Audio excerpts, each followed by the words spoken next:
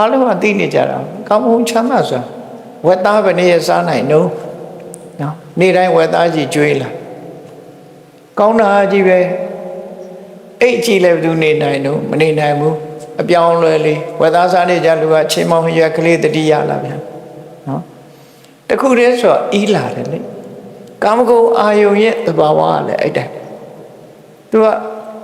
ပြီးတော့ကောင်းကျိုးချမ်းသာကိုပေးသလားလို့ဆိုထာဝရငြိမ်းတက်ကိုပေးလားဆိုမပေးဘူးဒီကြားထဲမှာကာမဂုဏ်အာယုန်ထဲမှာနေလို့ရှိရင်ကာမဂုဏ်အာယုန်စိတ်တွေကိုအကြောင်းပြုပြီးတော့ဘာဖြစ်တယ်မနာလိုတဲ့စိတ်တွေဝန်တိုတဲ့စိတ်တွေလောဘဖြစ်တာတွေဒေါသဖြစ်တာတွေ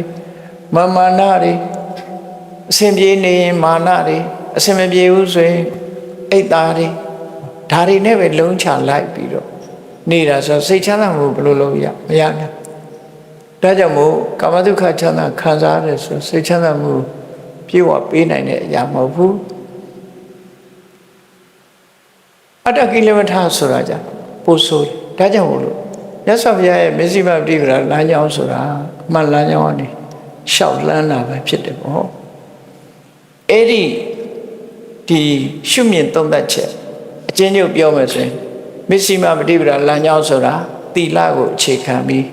တမာတိကိုထူထောင်ပြီးအမှန်သိတဲ့လမ်းကြောင်းအဲ့ဒါကိုမျက်စိမှပြိပ္ပာ